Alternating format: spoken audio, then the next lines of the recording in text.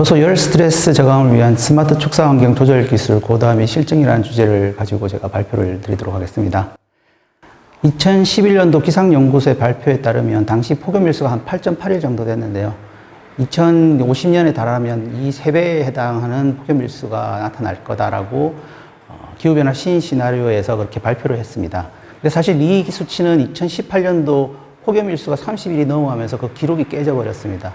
그만큼 빠르게 우리의 기후변화가 진행이 되고 있다고 말씀드릴 수가 있고요. 이에 따라서 그만큼 가축의 열 스트레스 관리라는 것이 아주 중요한 지표로 대두되기 시작합니다. 그래서 이 가축 중에서도 특히 젖소에 대한 부분이 지금 상당히 중요한데요. 젖소가 다른 가축에 비해서 저온 영역이 굉장히 낮은 편입니다. 그래서 학자들마다 조금씩 다른 지표를 제시를 합니다만 보통 저온 영역이 0도에서 한 20도 정도 되거든요.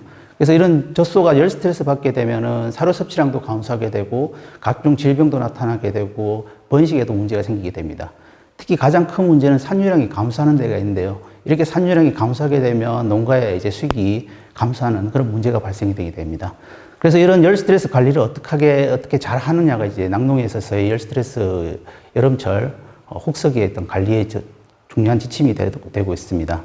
근데 지금 현재도 사실 이런 열 스트레스 저감을 위해서 여러 가지 시설들이 활용은 되고 있습니다. 송풍팬이라든가 그리고 안개 보무 시설 이런 것들이 많이 활용은 되고 있는데 문제는 이런 시설들이 각각 개별적으로 운영이 되어져야 된다는 그런 문제점이 있고요.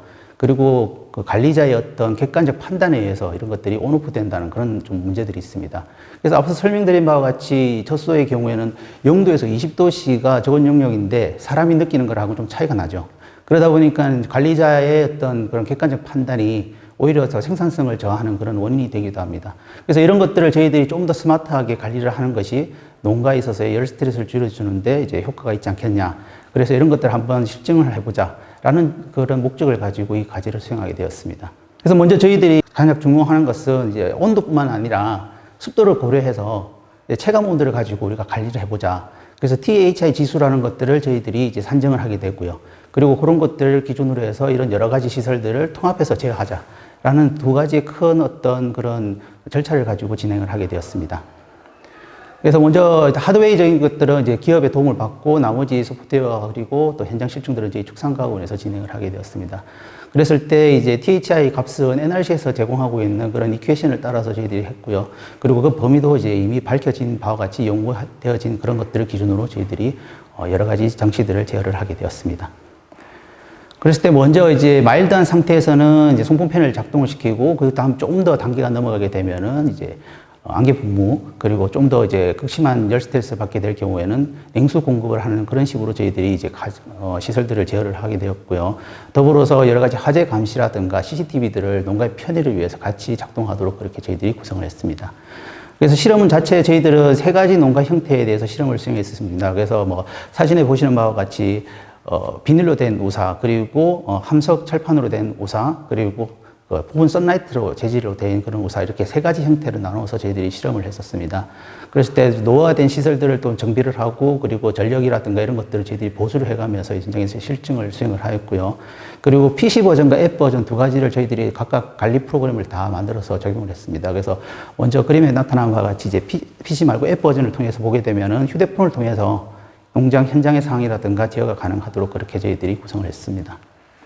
그래서 여러 가지 컨설팅이라든가 자문회의를 거쳐서 한 9번 정도 저희들이 실시를 했었거든요. 그러면서 이제 농가 현장과의 어떤 그런 대화를 통해서 문제점들을 좀 더 개선하고자 저희들이 노력을 했습니다. 그때 최종 결론을 말씀드리자면은 여러 가지 산유량 그리고 유지방, 유단백 이런 것들을 다 분석을 해봤습니다. 그랬더니 저희들이 열 관리를 잘했을 때 보면 산유량도 증가를 하게 되고 체세포 수는 또 감소를 하는, 그러니까 유질이 좋아지는 거죠. 그런 여러 가지 좋은 장점들이 있었다는 겁니다. 그래서 산유량 같은 경우는 특히 두당 2kg 정도가 증가되는 그런 효과들을 나타냄으로써 농가의 어떤 소득 증대에 많은 도움이 될 것으로 그렇게 판단되어집니다. 그래서 이런 결과들에 대해서 여러 차례 이제 홍보를 통해서 언론 매체를 통해서 홍보를 했고요. 그리고 영농 활용이나 그리고 정책 제안을 통해서 이런 것들을 앞으로 좀 더 구체화하고자 지금 노력을 하고 있습니다.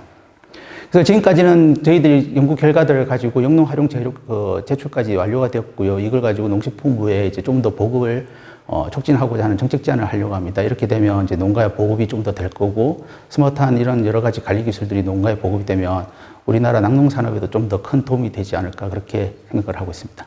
이상입니다.